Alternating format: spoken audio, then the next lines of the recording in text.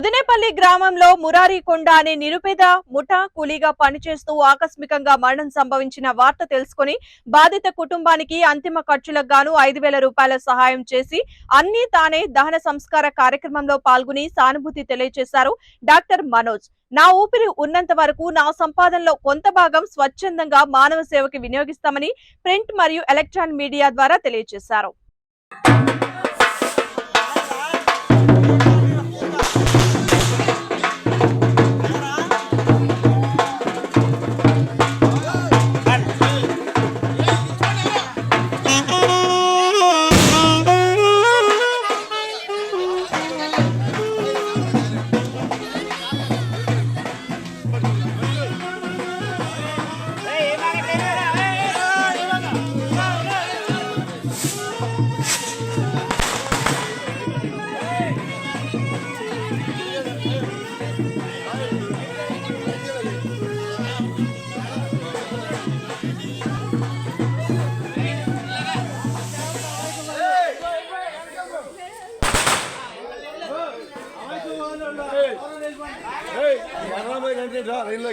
నీ ప్యాకెట్ రండి సార్.